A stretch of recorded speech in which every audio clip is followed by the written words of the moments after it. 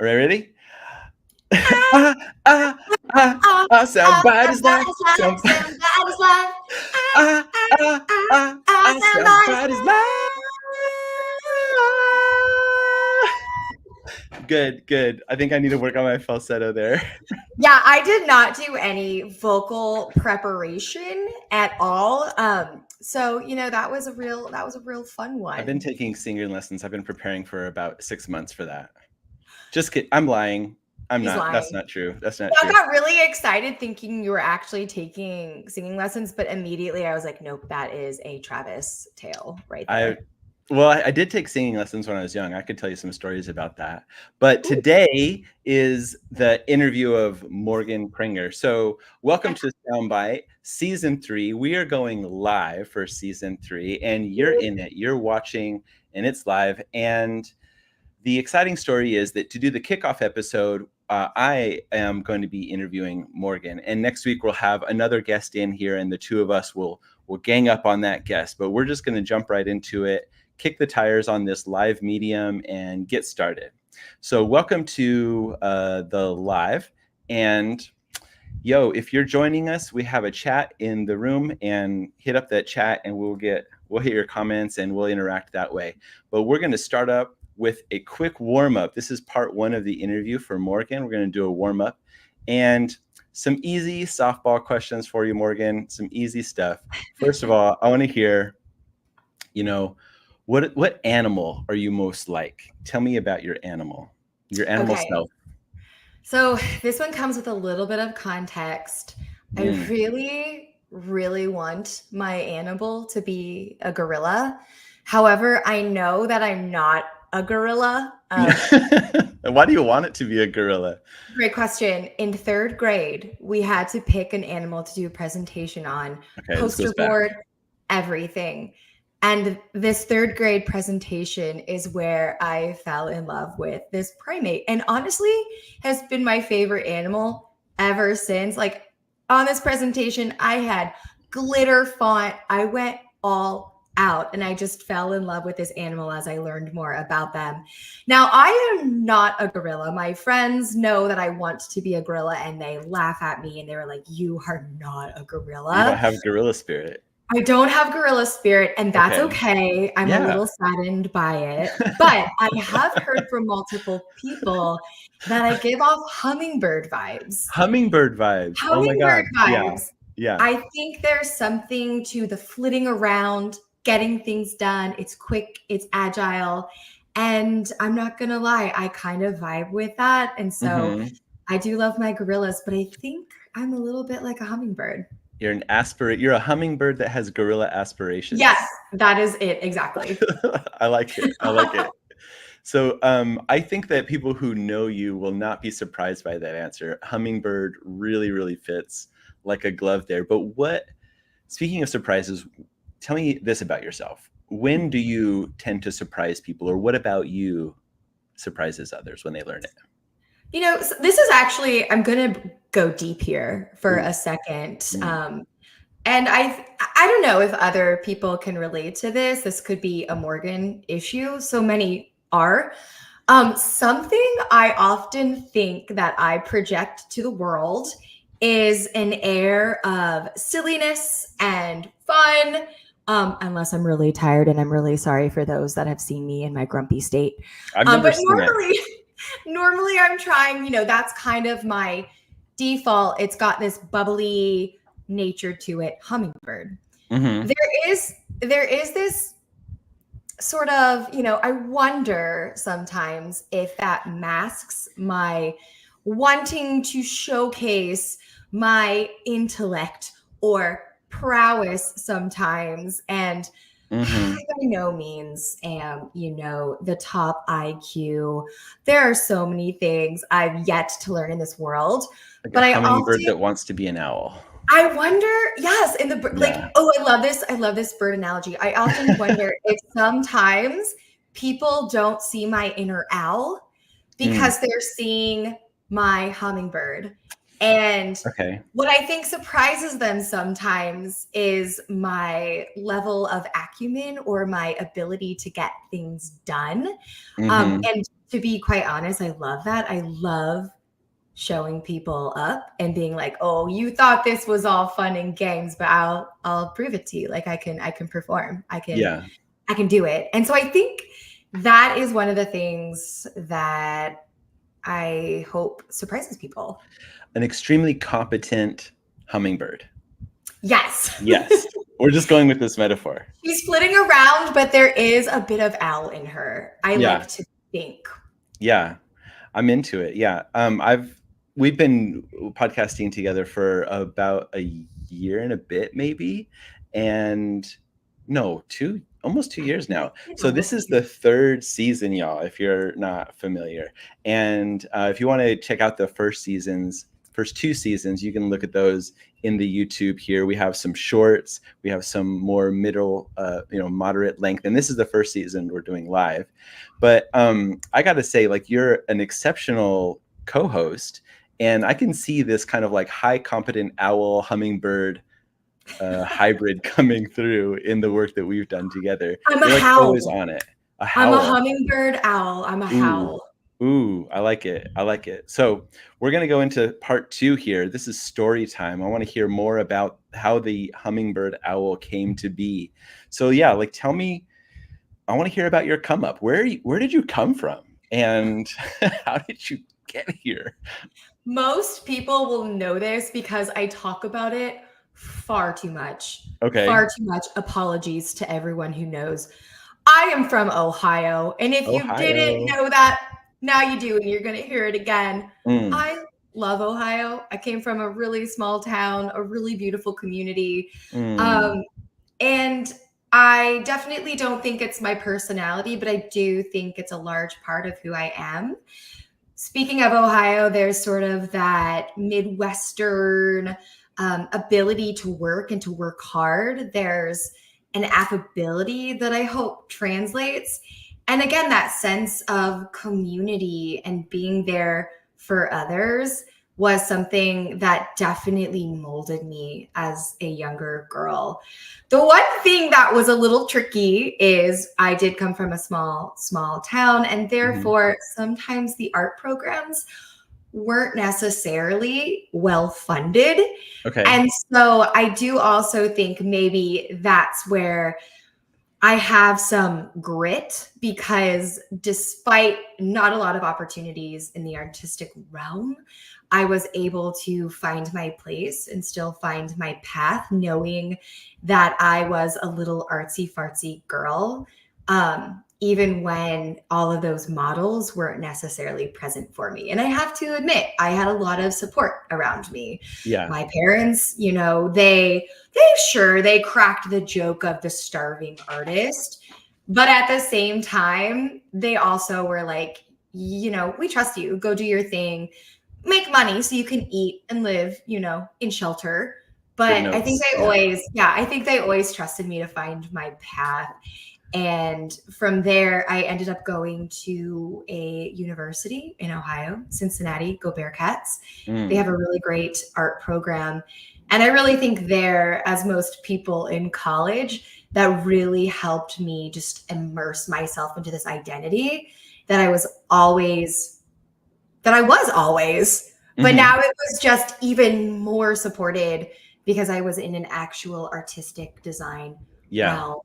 And that program led me to going and doing some different internships with different companies, and ultimately led me to San Francisco out in the Bay Area. So, long story short, Ohio to California, that's the quick trajectory right there. Well, there's certainly something magical about finding an environment where you thrive in. So like I imagine getting to art school must have really opened up your whole world. And you're talking about how you kind of like really identified with that and that became part of your identity. But I want to hear like how did you even learn that you were on that path? Like you said artsy fartsy, but like how did you learn that you were an artsy kid? Like was there a moment? That's a good question. Yeah. I often like to say that in kindergarten, there was a true telling sign. This was a time when the local paper goes around and interviews all of the kindergarteners, and they ask them, what do you want to be when you grow up? A lot of kids are race car drivers. I want to be a police officer. Yeah. Some of us girls were like princess. All of these fantastical, almost tropey jobs. And I said artist, that I wanted to be an artist. So I think there's something within me that always knew. I don't know if there was an inciting event, but I will say when I was Kindergarten. younger, Yeah.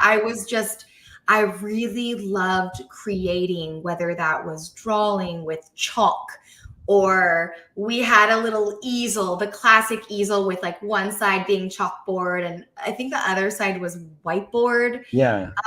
And just always kind of just exploring on that. I even remember wearing one of my father's like really large oversized t-shirts, and that was like my schmuck.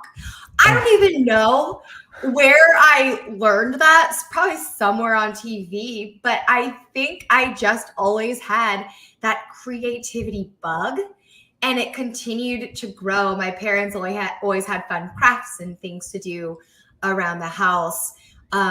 And despite my town being less art focused, more athletic focused, which is something I also did end up doing, grateful for, but it felt like it detoured me slightly from my artistic path. And I think there was just always that sense of, I do love playing sports. I love the community. I love my friends, but I am also denying that deeper part of me that is craving something different. And I guess now upon reflection, I'm almost kind of like, good job, little Mo. Like, Yeah. to have that wherewithal, especially in high school, where there seems to be this sense of conformity, to really understand. And it was scary. It was not an easy decision, but to be able to say, hey, I think I'm going to try something different in the face of, I want to say adversity, but that's probably a little heavy. I had that. And another example is I even decided to cut my hair. I did a pixie cut, which was nothing that was, stylish or cool at the time, especially in my small town. Oh, really? I just went for it. The big chop. I was full in, ready to embrace this identity. And, looking back, I don't know if that haircut was the right decision for me. Yeah. But going down the artistic path absolutely was. I want to hear more about the come up, because I see this kind of like this growth, this finding your place, knowing that you're creative at a very early age. But like, we explore so much when we're young, especially in our teens. I want to know about like the interesting stories, or maybe like the funny experiences that get told about you when you go back to your hometown. Like what are the stories that come up there? Oftentimes it's embarrassing. If we're relating this to my come up, I think there was always the notion, again, of artistic ability and other things. I'll get to that. But when it came to the artistic ability, especially as I was getting older, I think the encouragement of my classmates and my teachers really helped me gain a confidence in the fact that I had a talent and a skill that was worth pursuing. It was often this is terrible, but I wouldn't be satisfied with a school project that I did unless the teacher asked if they could keep it as an example for the next year. You'll see some of my type A tendencies also being revealed here. But that was my goal. And like, I gotta do this. I gotta step up. I gotta be creative. And it wasn't just for that pursuit. Again, it was creative. It was fun. It made doing the project more enjoyable. But if they didn't keep it, it was a sign to me, whether accurate or not, that it wasn't, it wasn't remarkable. And I'm not Oh. going to lie, maybe a small brag is I can't remember a time where my project wasn't asked to be used for a further Yeah. example. Yeah. And again, that just those little tips and tricks like that, or your friends asking you to draw something, or even being referred to as artsy fartsy. Hmm. These are just all signs and tells that I think are reinforcing something you don't even know, but that you do know. And sometimes you just have to hear it from other people to really solidify the fact that it is something versus something that you just think it is.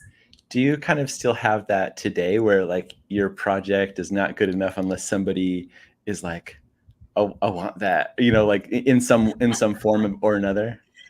Yeah, so I definitely am trying to be a little bit easier on myself as I'm older, because Uh-huh. what I learned very quickly in college is that the art world is very subjective.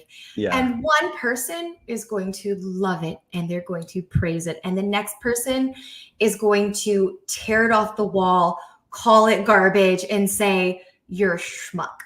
Oh, And there is sort of this realization in this tough skin I think you do need to build when you are in this profession.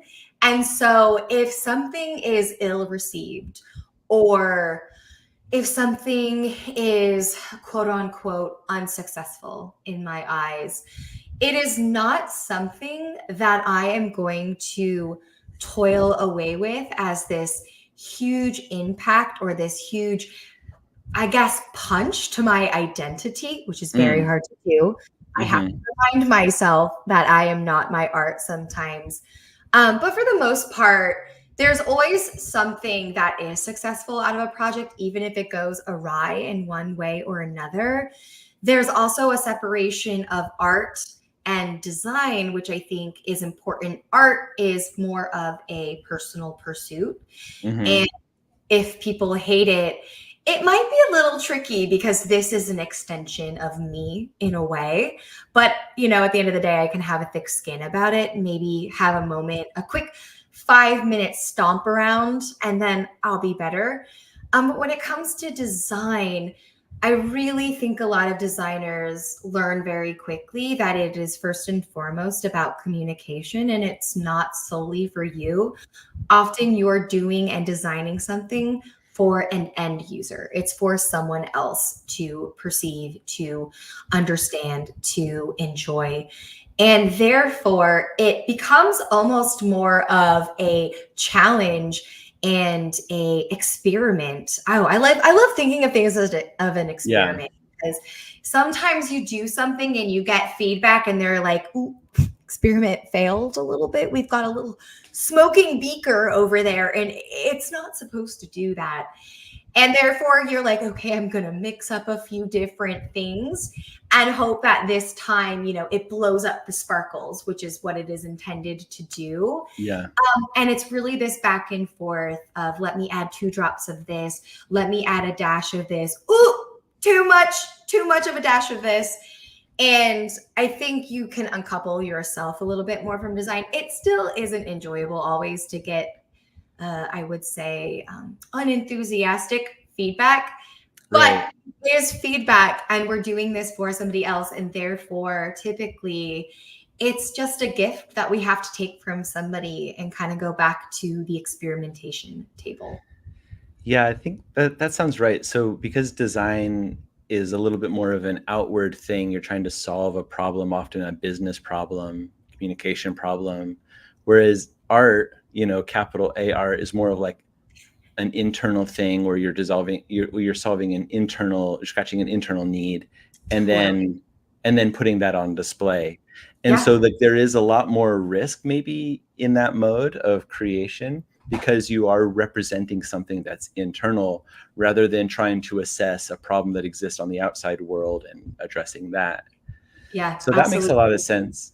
And so there becomes like this skill that you need to develop, like this boundary around your identity and the artifacts that you produce, whether they be capital A art or design, you know? Yeah. It's true. And I think a lot of designers and artists, and I really should speak to what I know, which is more so designers. I think a lot of us have side pursuits Mm, that are a little bit more creative, a little bit more for us, because we still want to scratch that itch. A lot of us grew up as these artsy fartsy kids, not all of us, but I think a lot of us still pursue that. And it's always funny when people ask, what do you do for fun? What do you do outside of work? yeah. And I'm almost like, oh God, I gotta get another hobby. Yeah. I Like, tough. nothing. But I still enjoy creating and making, whether it's on the computer, pixel pushing design, or whether it's sculpting something, painting something, beading something, Hmm. just because there is still that need and that want to do something for yourself. And it is a little bit scarier, especially if that side pursuit is something you intend to share with the world. So Yeah. you can still get it both ways. I do think there is a little bit of that separation, at least for myself. That's really cool. And I can definitely see the owl side of you coming through and like doing that work, right? Because early on, it's not really intuitive that you have to have a boundary there. But through experience and through kind of like growing up, I guess you kind of realize there's a need for that. So I'm curious about, because you've also often like referred a few different books to me, a few different kind of like philosophical approaches to like this type of thing and others. Oh, she got some owl in her. Okay. This is Yeah, supporting this is the this is owl. supporting. Yes. Uh-huh. Yeah. So I'm curious about like where does your main foundations of your life philosophy come from, and then maybe a little bit peek on exactly what that philosophy is. Yeah, I've never taken a philosophy class, which Uh-huh. in hindsight seems like a mistake, perhaps, because it is something I deeply enjoy. There is no philosophy that I was really taught other than what I have kind of jumbled together through life and friends and mentors and That's what I'm people talking who, about. Yeah. yeah, who have Yeah. helped me sort of construct this way of being or trying to look at things. Some things I greatly enjoy, and I think I might have talked about this in the past, is the philosophy of Stoicism. Now, Mm-hmm. the Stoics often get a bad rap for being Really? very broody, Oh moody, yeah. which is very un-hummingbird of them, I will say. But I read a book about Stoicism, and it really was a lot different.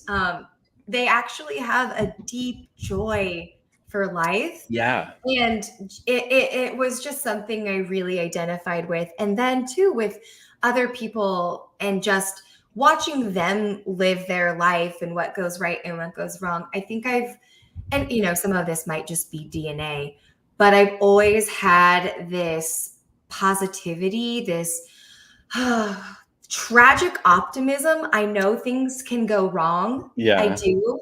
And I'm not naive to the fact of that, but I think there is a part of me that always is hoping for a better outcome, that there will be something better. I like to live in the light a little bit. Maybe it's selfish and gets me through the day, but I genuinely believe that there is good in the world. And so I like to kind of think, okay, things can get better. How can we make this better? And I think that's sort of become a philosophy of mine as well. I've seen the moody broody that works so well for people, and I'm not discrediting that as a philosophy. Uh-huh. But I think for myself, what's really worked is the notion that things can get better, that change can happen, and that while, life goes awry sometimes, it's often for the better. And that's where our biggest moments of learning come from. There's a sense of grace to that. There's a sense of the growth mindset of allowing yourself the chance to flop, because it will help you it will just help you further yourself in the future to either avoid flop, to connect with somebody, or to just give you insight and empathy on what it's like when those moments happen. So Yeah. there's no huge failure. I'm not seeking failure, let me be clear. That would be a little crazy, at least in my opinion. But I am trying to embrace it when it does happen because, like I said, the growth mindset, perhaps that's another philosophy, is just allowing myself the Yeah. space to make mistakes and learn from that. I think a lot of us can attest to the fact that a mistake, because it is unfun, sometimes it's painful, sometimes it impacts others in a way that is embarrassing and shameful for us. And therefore, we're going to learn our lesson, and we're actually going to learn a lot from that instance. Yeah. Morgan, I can definitely see you as being like this a good example of a growth mindset and how to apply that. And when you're talking through your philosophy, and I could see the elements of stoicism there, like a rigorous acceptance of reality, not trying to hide from the pain or not trying to get away from the discomfort. And then like the hummingbird comes in and says, like, how would I rather live? Would I rather live like a what did you call it? A mopey? What did you say? Moody broody. A moody broody? Or would, having accepted this reality, how would I like to live? Like jumping from flower to flower. I think that's really great. I think it's inspirational. I'm very inspired by that. This metaphor in the beginning, I was a little like, yeah, where am I going with this? But all factual. And it is, it's funny. It's actually starting to kind of come together in a way that was very unexpected. It's good. It's good. And it's really helping me to understand you in a way. Because I was thinking actually before this, I was like, oh, I should have some nicknames prepared. And then as we do the introduction, just kind of be like, oh, and Morgan, the blah, blah, blah, come out with some few nicknames, because I think that's fun. But I was realizing, like, I know you very deeply in one aspect. Like we've just made a lot of stuff together, and we've worked well together, and we're always very friendly. But like, I was like, there's so much I don't know about you, and like the metaphor is really helping, and like having you kind of describe your philosophy of life and how it comes out. I'm just like, yes. I understand that person. I see that person. But I want to pivot a little bit. Okay, so I want to talk to you because we both work together. We work at YouTube Music. And I want to talk with you about music. I want to know, what was your first concert experience? Oh, yeah, tell me. I hate answering this question. Do Travis, you?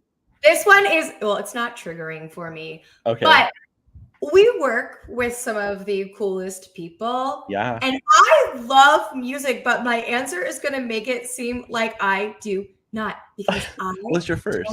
I don't have a lot of concert experience. My first real concert was, I think, in 2018, Sylvan Esso at the Greek, which isn't that long ago. Okay. And I think I've been to maybe only 3 since, which is funny because I deeply enjoyed the experiences. For some reason, I never seek out going to a concert. I don't know if it's the cost.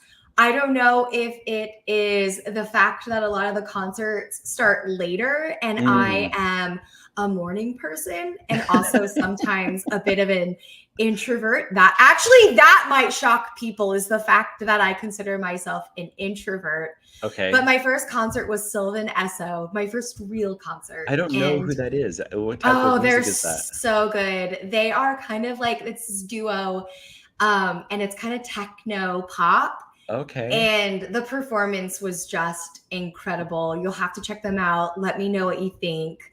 That sounds awesome. You'd think I'd go to more, but I haven't. And my friends are going all the time to concerts. Mm-hmm. There's just, for some reason, there is a switch in me that has yet to be turned on to the concert going setting. I'm working on it. I'm aware. I don't know if it's necessarily a bad thing, but I think I could expand my horizons a bit. That's okay. I really want to go to what is Mark Rubellier. I'm not saying his Oh, best. yeah, Do you know what I'm talking Riviere. about? Yeah. Yes. I want to go to one of his concerts. I think concerts I would deeply enjoy are day concerts and Yeah. also concerts that are very experimental in the sense of this experience is never going to happen again. And you're going to see someone ad hoc something that Yes. is showcasing their creativity in such a tangible way where you're like, how? Yeah. And I I like it. love that. Yeah, I love that. I think that would be a concert I would want to go to. Yeah, because Mark Riviere is an improviser, so all his songs are like in the moment, improvised. I'm really happy that you like him. I found out about him during the pandemic, and Ooh, pretty yeah, yeah. recent. Oh, you've known about him longer? No, Oh, okay. no, I haven't. Probably around the same time, Did you if know I'm that the? being quite honest. But I always assume people are Oh yeah, bigger music aficionados than myself. yeah. So I was just giving you the benefit of the doubt. I have a fun story because I took my daughter to see him, and she was 13 at the time, and he's very dirty mouthed. Oh yeah, he can be a little explicit for sure, but in such a humorous way. Yeah. Oh man, it was so funny. But now she's a big fan, and like we talk about it all the time. We saw him at Coachella 2 years Oh, ago. Yeah, it was dude, such a that's great time, amazing. and it Yeah, was a I'm so daytime jealous. concert, so you would have been vibing for sure. Oh, I'm into it. I'm into it. Why didn't Mm. you invite me? Well, I was in California. Oh no, you live in California. I live in California. I was with. Mm-mm-mm-mm. Yeah, I already had a concert partner, so. Also, the tickets are grossly expensive.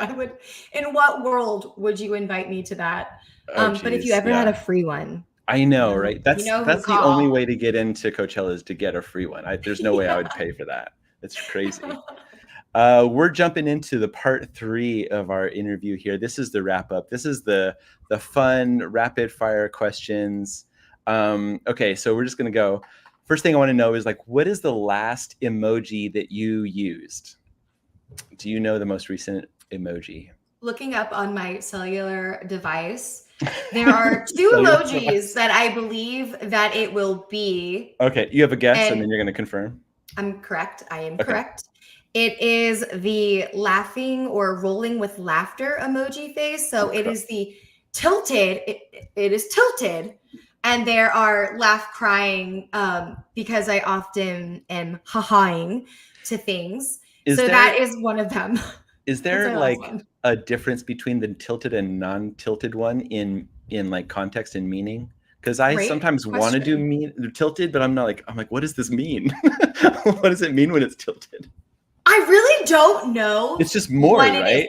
But to me, it feels, yes, I think Yeah. there's an emphasis of it's extra Yeah. funny because It's I like am haha so or off kilter. Yes, like it is extra funny. And right. I do love humor, probably why I also want to go to Mark's concert. But yeah, that is one I said often. I would say the second one that I Second often one. use is the fingers crossed emoji. And that Oh. speaks to my philosophy a little bit of Mm. fingers crossed. It's always like I hope for this. Yeah. But I use that one quite often too. I was gonna make that connection as well, but I never see that one. But you use it quite a lot. Yeah, I would say that's another big one in my Okay. my register. All right, this time for the next rapid question, let's reverse it. We'll talk about least. What is the least used app on your phone? Let me pull up The my one, cellular device. yeah, go in your history and then Oh just my like gosh. swipe all the way to the It's like the end. ones that have to load because Yes. you haven't opened them in so Yeah. long. Okay, I have one on here. And it's Flickr. Flickr is still the around. photographs. Yeah. It's for photographs. Photographs. I don't actually post anything to it, Yeah. but it is a great resource for vintage finds. A lot of Ooh. people photograph old texts, old artifacts, and as a designer, there is some really, really good inspo. Clearly, I should get back on it because it is loading on my screen. But yeah, Flickr is still here and also poorly abused in my Okay. repertoire of inspiration. Next one. That's a good one. Flicker. That takes me back. Next one. If you were a veggie, which one would you be and why? Oh, I like this. Vegetable. A High in sweet. fiber. Hey, I think I'd be a sweet potato. Mm, Sweet potatoes are, this purple. kind of plays into my shock value. Sweet potatoes are unassuming. They're Uh-huh. potatoes. They're Yeah. like, they're sturdy. They're gonna get you there, a great source of nutrition. You open that sweet potato and you got bright orange, bright orange flesh. What a shock, what a surprise. Little did Yes. you know, it is also so delicious and yummy. There's different ways to treat your sweet potato. It's versatile. It is a hearty and fun and sweet vegetable that Mm, can be utilized in so many mm. different ways. So I think, Do you have a good sweet potato recipe? I'm so boring. I just really Just I heat just them up in raw. the microwave. Not raw. I'm not an animal. I do not eat them raw. I would not suggest that. Yeah. But I actually heat my sweet potatoes up in the microwave with just a little bit of water on a plate, and I nuke these bad boys for like Ooh, 18 minutes. This is probably not great. dang. But what ends up happening, the way that I cook it, and it is definitely an experiment, you got to be good at it. Mm-hmm. It kind of creates this like outer crust, essentially, soft on the inside, but it's got this really like kind of crusty, not burnt. It has happened. We'll still eat it, but not. It's got like a good caramely crust on it, and it is so good. And it's just a potato. Okay. It is just the microwave, and that's all. It's simple. Okay. Next question is a hypothetical. You invited my family over to your place, and you served us microwave sweet potatoes, and then we're doing game night. Okay. And you're sneaky, you're optimistic, or you're a hummingbird, but you still like to win. So what game are you going to choose? That's your, you're an owl. So what game are you going to choose to make sure you win? What's your best game? Okay, so current game that I'm enjoying because it's fun and there's a lot of like thinking going into it is Code Names. If you have not heard of it, you basically have a grid of different words. And the game is endless because you're always flipping and rearranging these words. And you divide into teams and you give one word clues to your team members to try and guess certain words on the board. Some of these words are yours. Some of these words are the opposition. Some of these words, if they answer incorrectly, mean nothing. It's neutral. You lose your turn, but at least you didn't give the other team an advantage. And there is one death card that if your team flips over, the game is over. I greatly enjoy that one. There's a lot of activity, a lot of humor, but you have to be also super clever in the way that you're tying your words together. Because, for example, there's 5 different cities listed on the board, and I can't use the clue city, even though I have 4 of those words, because that other one might be the death card. So that one is deeply enjoyable. I also enjoy a game called Peanuts. Which is everyone has a deck of cards, and it's essentially this rapid fire game of solitaire where you're building on decks from ace to king. And essentially you're like competing against your friends to get your cards out there. And as you put a card out there, you can flip one. You have like your own little solitaire game going on. And you just want as many cards as you can get out there. And then at the end of the round, you count up how many cards you have out there after someone gets rid of all their cards. And it is an absolute hoot. It is chaos. It's a hoot. It's a hoot. Oh my gosh. Birds. Owls gonna be owls. Yeah. Yeah, it is a hoot. But also there's some hummingbird because you're flitting around. You're throwing cards down.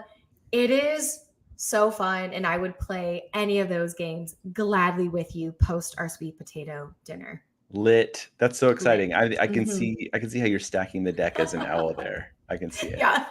Okay. Well, we run the time. We're at the end of our interview here. I want to ask you if you have any shout outs or promotions. You can promote second episode of Soundbite season 3 if you want, or anything. Yeah.